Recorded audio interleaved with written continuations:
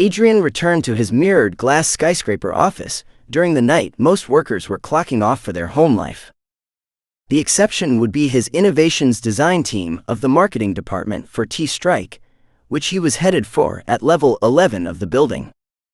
His mind ran through his company's growth that he had watched from conception. T-Strike had grown from a small ICT solution and consultancy business to a telecommunications giant in the span of 10 years. Forbes, Business Review, and a lot of renowned corporate magazines had termed the company a mover and shaker, changing the landscape of digital communications and transformation on Australian soil. Now the company had set its sights on the global market, partnering with Singapore's communications giant, Songtel, to drive data network and cloud storage solutions to businesses around the world. The company had opened a branch there, and support branches in Hong Kong and Tokyo within the last couple of years. Recently, the media had a field day about his company's retrenchment of a 150-man customer service center in Sydney. The center he had personally opened had closed due to a vendor partnership with a customer service operations business in Cebu of the Philippines that allowed cost-effective 24/7 support operations for T-Strike's mobile and IoT services.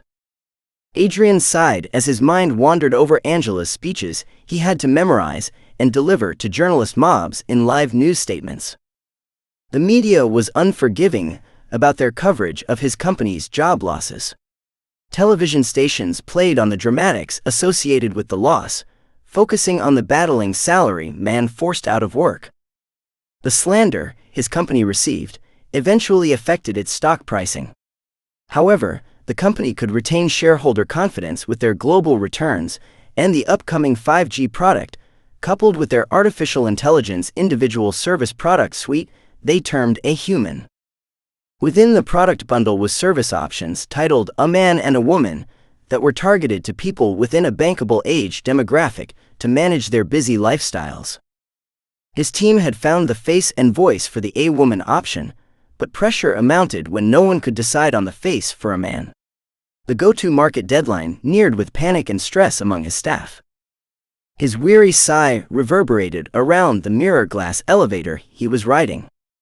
Growth demanded creative measures. He hoped his antics at the hospital were worth banking on. Should that man go to the media, it would add to the trouble. He felt sure Angela would chide him on it. It was the reason he kept his phone off and decided to hide out in the building, hoping she would be at her home by now. The elevator door dinged to an open.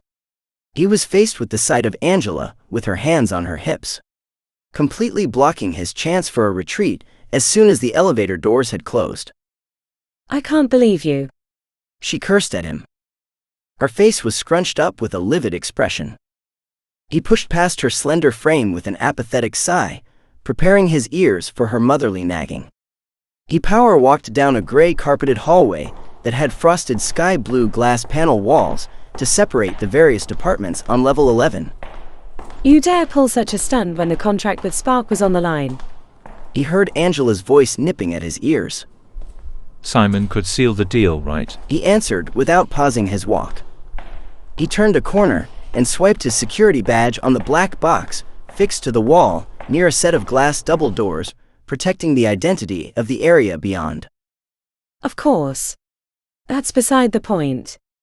What in God's name made you go to a hospital?" Angela continued to nag and probe. Adrian pushed through the doors and entered an area everyone in his company termed the drain zone, or zombie floor.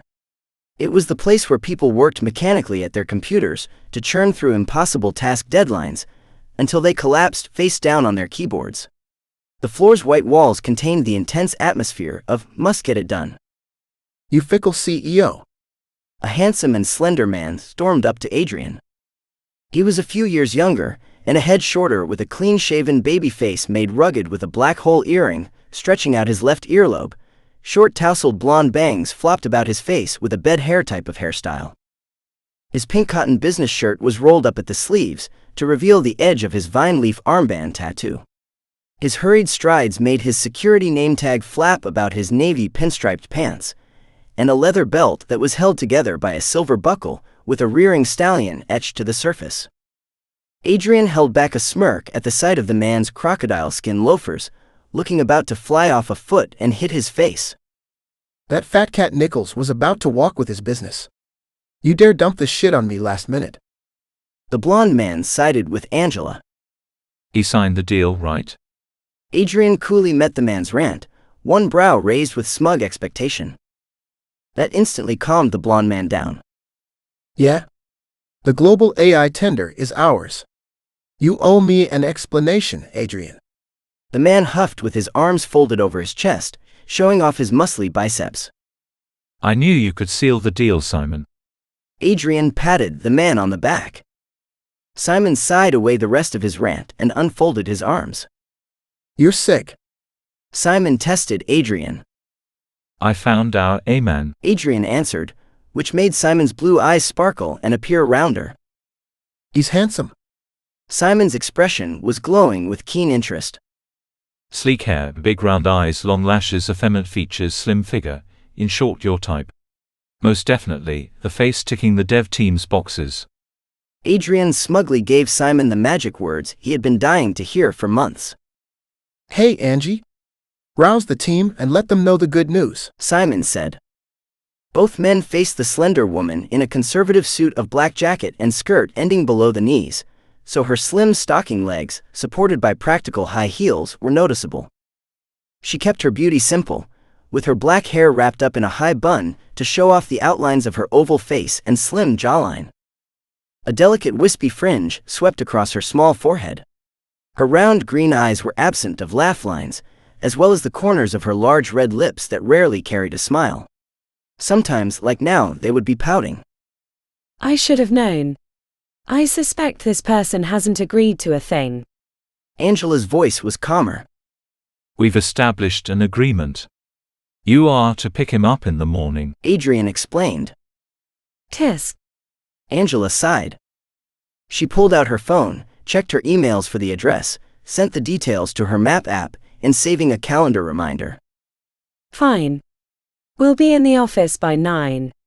Angela acknowledged her orders and walked up the hallway towards the team of workers, slumped over their desks with dying expressions on their faces.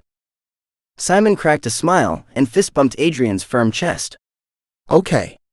I get it, but I'm still going on my holiday and not taking my phone. Are you sure you want to miss out on Mr. A-man's induction? Adrian teased him. How cute is he? Simon leaned in close and whispered. Like Vladimir Horturin. Adrian replied with a cocky grin. Holy crap. Seriously. Simon ran his manicured hands through his hair, excited. Forgiven 10 times over. Man, Bruce is going to kill me. His excitement ended with a groan. I have faith in you. Adrian patted Simon's shoulder and resumed his walk down the hallway to his fishbowl office at the end of the floor.